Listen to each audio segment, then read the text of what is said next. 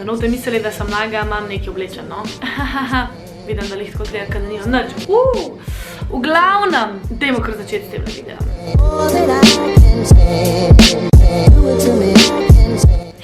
Hello folk in dobrodošli nazaj na mojem kanalu. Moje ime je Lucija in sem vesela, da ste kliknili na tale video. Res veliko vprašanj dobivam na temo moje službe in kako sem dobila to službo, torej službo stevardese.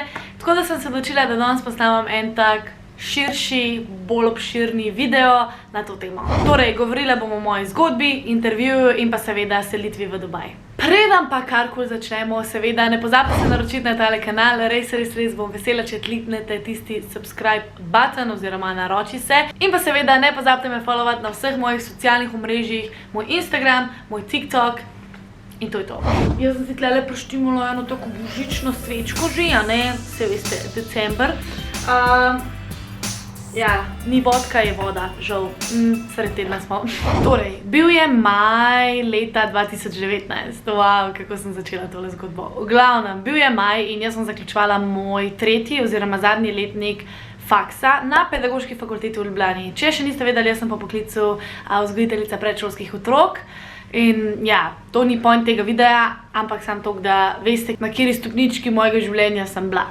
Torej, jaz sedim na enem predavanju, ne spomnim se, kjer predavanje je bil čist neki random, na kar mi zavibrira telefon. In itak, a ne, jaz, pogledam ta telefon, ja, vem, sred predavanja, in vidim, da mi je pisal moj bivši fant. Drama! Iskreno, nobene drame. Pogledam, kaj ta sporočilo vsebuje in vidim, da mi je poslal link od enega članka, v katerem je pisalo, da bodo Emirati zaposlevali v Mariboru. To pomeni, da bojo imeli open day oziroma intervju v Mariboru. Zraven pa je dodal še, glede na to, da tokrat da potuješ, mogoče lahko to probaš. In jaz sem tako naprej, zakaj bi mi to poslal, pač šla sva na razen 2 meseca nazaj, ne vem, malo se mi je zdaj čuden. Ampak sem bila tako, hvala, v redu, bom premislila. Iskreno, tisti dan se sploh nisem obadala s tem, pač sploh nisem o tem razmišljala. Nakar sem prišla v mojo popoldansko službo, takrat sem še delala v pizzeriji pri Jurku, če poznate, če ne poznate, pojdite probat, odl. Ker sem imela popoldansko zmeno in govorim tam z eno mojo prijateljico, Alenko, in ona mi reče, pa ja, Lucija, pa pet probat, zakaj pa ne, a ne? In jaz tako, pa ne vem, sploh ne vem, kdaj je. In ona, ja, poglej, kdaj je. In v redu, jaz pogledam. Je čez točno 2 tedna, to pa 5. junija, to je bilo tako, konc maja. In jaz tako, pa ne, sred tedna je, to bo trajalo cel dan, jaz imam faks, itd. In ona tako, ok, v redu. In jaz tako, pa še prevoz zanimam, bla. In ona tako, lej, jaz te pelem, sam če greš. In jaz tako, ok, v redu, grem. Rekla sem si, jebi ga, jaz sem res ena izmed takih oseb, da si velikrat v življenju rečem jebi ga oziroma kar bo pa bo, kje sera. In ta kar bo pa bo me je pripeljala sama, ne, tako da očitno ni slabo reči, kdaj pa kdaj, kar bo pa bo. Torej, zdaj sem čisto zašla iz teme. V glavnem, jaz predstavljam vse obveznosti, kar sem jih imela na faksu tisti dan. Iskreno sem špricala, ampak o tem ne bomo govorili. In se z mojo zdaj bivšo šefico ter mojo prijateljico Majo in pa Alenko odpravim v Maribor. Bila je sreda, mislim, da je bila sreda, ja, 5. junij. Nobenemu nisem povedala, tudi doma staršem nisem povedala, zato ker se mi ni zdel pomemben, ker itak sem rekla, ok, špricam faks, naučem, da kdo kaj komplicira. 2 dni prej sem na hitro pogooglala, kaj moraš imeti oblečen, ker jaz še nikoli v življenju nisem bila na nobenem intervjuju, sploh ne na nekem intervjuju, ki je bil na takšnem nivoju. Tako da sem še prej šla v Zaro si kupiti eno kikalico, torej pisarniška oblačila. Srajčko sem si sposodila od mami, rekelček sem pa imela. Rdečo šminko mi je posodila Lenka, torej ta moja kolegica, tako da res hvala ti, Lenka, rada te imam. Frizuro, torej figico pa mi je naredila Maja. In jaz čisto iskreno še zdaj ne vem, kako smo to naredili. To smo naredili vse na parkirišču pred tem hotelom, kjer je intervju potekal, tako da res vsaka nam čast. Intervju je potekal v hotelu, ne vem točno, City Hotel Maribor se mi zdi. Nisem čisto ziher, kako se je imenoval. Moje kolegice sta me odložile pred tem hotelom in potem sta šla v shopping in sta rekle, poklič naju, ko boš konc. In jaz sem mislila, ok, v 2 urah. V 2 urah bom jaz do konca, ne. Ampak ne, intervju oziroma ta celoten dan je potekal od 9. zjutraj do 3 popoldne. S tem, da ko sem vstopila noter, nas je bilo po mojem 100 kandidatov in kolikor sem se zdaj pogovarjala z drugimi, to sploh ni veliko. Ponavadi je na takih intervjujih oziroma open dayih po 500 ljudi ali pa celo več. Torej, jaz vstopam noter v tisti hotel in tam so vsi kandidati, vsi v nula pripravljeni, zglancani, zrihtani in jaz, ena deklica, dobesedno iz ene majhne vasi, pride tja noter in jaz tako, tole bo šlo tako hiter dan, mem, zato ker itak da ne bom izbrana med tolikimi lepimi puncami. Bilo je tudi 10 fantov, torej približno 90% je bilo deklet in pa 10% je bilo fantov. Mi se usedemo v eno tako veliko sobo in pride ena gospodična iz Egipta, ki je v bistvu bila zaposlena prek Emiratov in je hodila od države do države izvajati intervjuje in izbrati določene osebe za to službo. Prva stvar, kar smo mogli narediti, je oddati naš življenjepis. Pač jaz sem imela s sabo sprintam CV oziroma življenjepis, v angleščini seveda. In to je naredil vsak posebej. Dobesedno je poklicala ime in priimek in si vstal, tako kot v osnovni šoli, šel do njene mize, oddal CV, jo pozdravil, rekel živjo, ali pa dober dan, ali pa kako ste. Vzel eno nalepkico s številkami, ki smo si jo potem takole nalepili, moja je bila 23, in se usedel nazaj na stol. In na podlagi tega je ona na list papirja napisala določene številke, ne vem, recimo 16, 2, 3, 24, 23, 36, 95, 18, ne vem. Napisala je po mojem ne vem, 80 ljudi, 80 številk na tisti list papirja. Tiste številke, ki ni napisala, to pomeni, da niso prišli v naslednji krog. In jaz iskreno sploh nisem vedela, da je to že prvi krog, oziroma da je to že prvo izločanje, ker je bilo toliko neutralno, oziroma na podlagi prvega vtisa je dobesedno izločila 20 ljudi. Potem druga stvar, ki me je zelo presenetila na tem intervjuju, je, ko je začela govoriti, v bistvu najprej nam sploh še ni predstavila firme, ko je začela govoriti o tatujih. Predvsem o tatujih na vidnih mestih, to pomeni vrat, obraz, roke, noge. Glede na to, da je to podjetje, za katerega delam, nastaljeno v arabski državi, so tatuji strogo prepovedani. Dobesedno je ta gospa rekla, tisti, ki imate tatuje na vidnih mestih, lahko vstanete in greste, nočem zapravljati vašega časa. In naprej, čisto iskreno smo se vsi tako malo spogledali med sabo, ker je bilo tako res zelo strogo, zelo direktno in noben po mojem tega ni pričakoval. Ko je to rekla, je po mojem 5 punc pa 2 fanta vstali in dobesedno odšlo iz sobe. In čisto iskreno je bilo meni res hudo za te ljudi, ker ne vem, jaz sem bila tudi stara 18 let in sem si želela tatu tukaj. Pa pač mi starši niso pustili. In zdaj po eni strani sem kar malo hvaležna, da mi starši niso pustili, ampak še vseeno se mi zdi, da je ena taka malenkost, ki ti v bistvu lahko odvrne od take nore službe, da, ne vem, se mi zdaj kar tako malo za manj.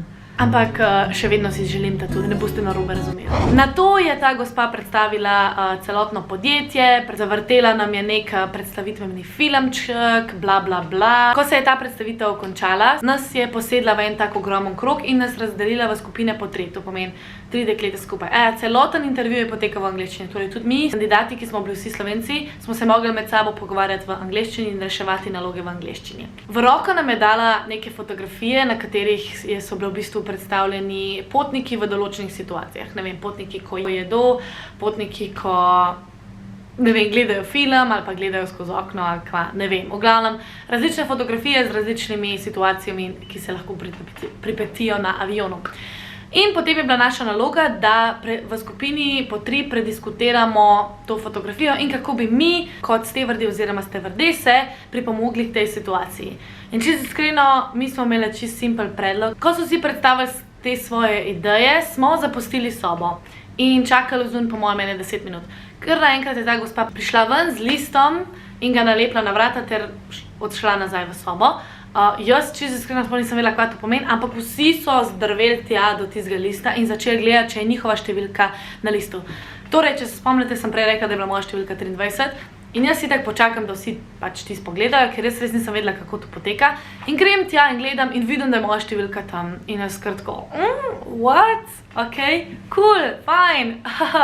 Na hitro napišem SMS Alenki pa Maji, ki sta me čakale v enem shopping centru, da sem bila sprejeta v naslednji krog in da bo zihar to trajalo še 1 uro. Kje sem jaz vedela, da bo to trajalo še 5 ur, ampak Ok. In ona dve tako nazaj, da ja, super, da ona dve še šopingirata. In jaz tako, ok, odala. In pridemo nazaj v sobo, kjer nas je ostalo, po mojem, lih še ene 40, recimo. 40. Od 100 je zdaj prišlo, od 100 nas je prišlo že na 40. V redu.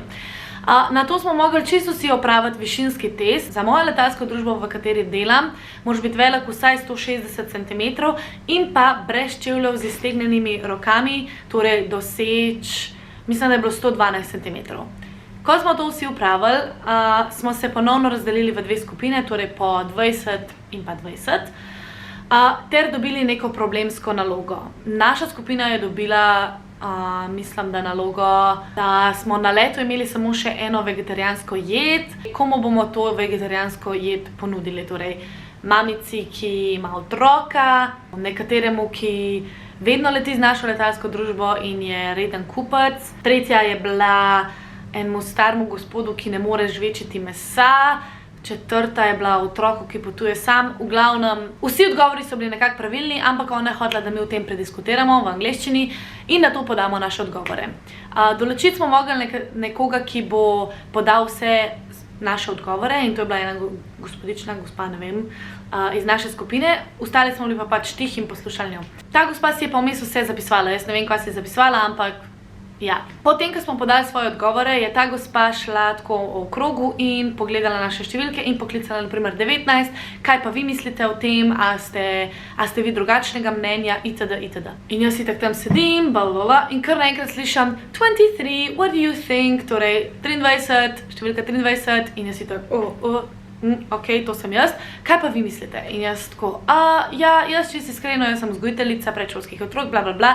Jaz bi to podala mamici z otrokom, če se otrok seveda še doji, bla, bla, bla, mami rab nutrition, bla, bla, bla, bla, bla. V glavnem, en kup vitaminov in mineralov, nekaj sem nabijala, sploh se ne spomnim, kaj sem rekla. Ta gospa reče, ok, v redu, in si nekaj zapiše. In jaz tako, fuck, stari, to je to pač.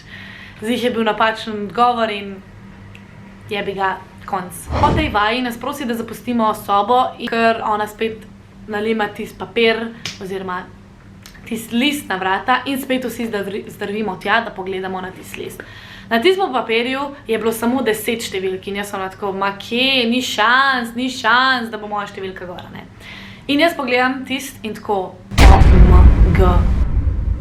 Kva, vidim 23 in jaz tako, ok, what the fuck, res nisem pričakovala. Napišem spet Alenki in Maji SMS, da bo še majčkeno trajalo, da mi je zložil, da če hočeta, gresta lahko še na kosilo, ker morate vedeti, da smo šli mi v doma po mojem na 6. zjutraj, da smo prišli do Maribora do 9. Po krajšem premoru mislim, da za malce oziroma kosilo pride nas 10, torej lahko bi rekla finalistov, ali ne vem, kako se temu reče, v tisto sobo.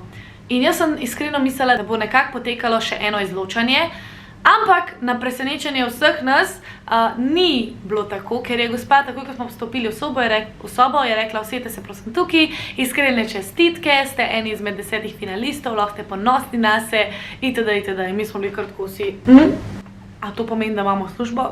Kva? Ker ponovadi vzamejo, kakor sem videla na YouTubeu, ponovadi punce pravijo, da vzamejo približno 2 na en tak velik intervju ali pa 3 kandidate maksimalno. Tako da sem tako ok, da bojo zdaj vzeli 10 ljudi kar naenkrat, to je kar mal ekstra. In imela sem prav, to je bil nekako konec tega dneva oziroma konec tega intervjuja in zdaj smo mi mogli podati njej nek datum, za katerega smo vedeli, da bomo prosti in pripravljeni za nek intervju prek Skypa oziroma mislim, da je bil Teams, Microsoft Teams, ne vem, ene aplikacije, kjer opraviš videoklic oziroma intervju prek videoklica. In itak vsi podajo tisti svoj datum, ker pa sem bila jaz zadnjo leto faksa, je bilo to lih moje izpitno obdobje. In jaz sem imela res, presežem vsak dan izpit, 2 tedna zapored. Če bi lahko jaz to upravljala šele čez 2 tedna, to pomeni 13. junija oziroma 10 dni, tam nek. In ona tako meni reče, da ja, da sploh ni problema, pa da bi želela z mano še posebej govoriti. In jaz tako, moj bog, stari, kva, ne. V redu, jaz pridem tja, ona vzame v roke moj življenjepis in me vpraša, če je to moj življenjepis, jaz rečem ja. In ona meni reče, a vi veste, da ste najmlajši danes tukaj? In jaz tako, nisem bila ziher, se mi je pa zdel. Takrat sem bila stara še točno 21, bilo je lih, mislim, da je 15 dni pred mojim 22. rojstnim dnevom. In ona mene vpraša, a pa vas to kaj plaši? In jaz tako, kaj? Če vas je kaj strah tega, da ste najmlajši. In jaz si tako suvereno, ker včasih zinam, ker zinam, da ne. Da sem zelo gajsna punca in da načeloma me to ne plaši. In ona tako, v redu. In si nekaj zapiše tam dol. In jaz tako, ok, whatever, cool, fine, odala. Ko so vsi že odšli, sem jaz končno določila si datum za intervju in to je bil 13. junij. Potem hitro pokličem Alenko in pa Majo, da me prideta iskati in obrazložim vse, ko smo se peljale domov, obrazložim cel postopek, kako je potekalo. In čisto iskreno, jaz še sama nisem mogla verjeti, da sem prišla toliko daleč. Bila sem res, lahko rečem, iskreno zelo ponosna sama nase, ker je bil to moj prvi intervju in res nisem pričakovala nič. Vem, da je to ful klišejsko, da rečem, ampak res nisem pričakovala nič. Ok, pa sem prišla domov in to pojasnim moji mami pa očiju, da sem šla na nek intervju, je bilo kar tako zelo zanimivo. Je pa res, da sta bila zelo ponosna name in tudi nihče od nas ni pričakoval, da bi sploh se lahko zgodil kaj potem, to pomeni, da bi res dobila službo. V bistvu smo vsi mislili, da je bila to neka pozitivna izkušnja zame in tukaj se pač konča. Ok, tale video bo zelo dolg, tako da bom zdaj povedala samo do selitve v Dubaj in pa bom mogoče naredila drug video na temo, ko sem se preselila v Dubaj itd. In prilagajanje z vsem tem. V glavnem, pride 13. junij, torej moj datum za videoklic. In jaz sem bila toliko živčna, čisto iskreno, res sem bila živčna, naredila sem si frizuro, šminkico, pospravila sem sobo, sam toliko, kar se vidi. Mislim, da imam še en Snapchat. A veš, tisti tlele vzadi imamo vse zrihtan, pa pogledaš na tla, pa na mizo, pa še malo na tla. Jej!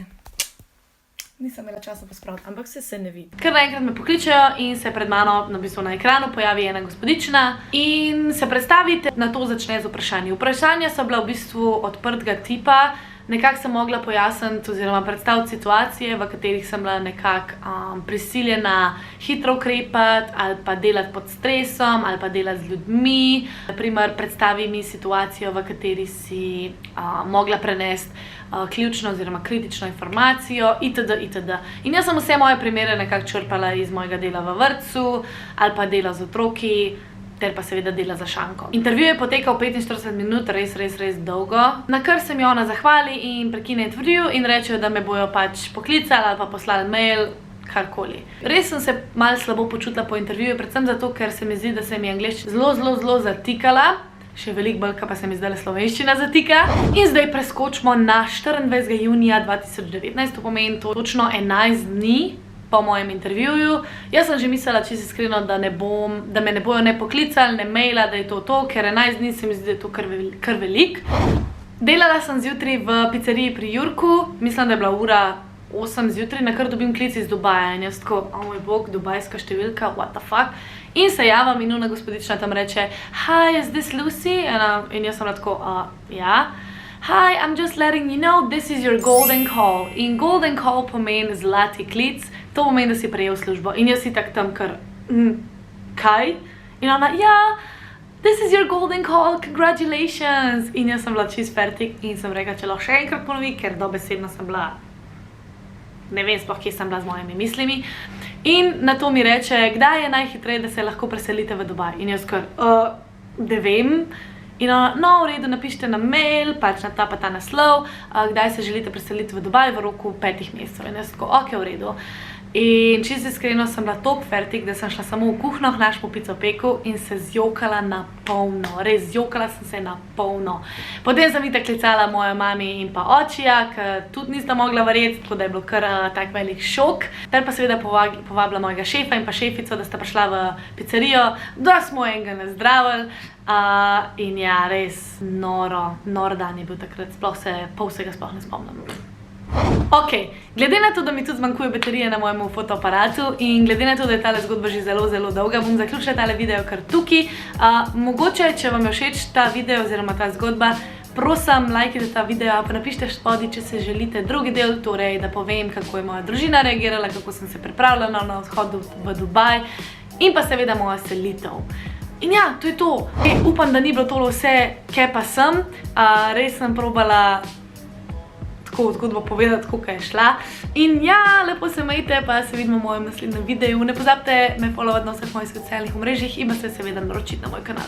In to je to. Ok, zdaj pa šivam. Lepo se majte, pa čau!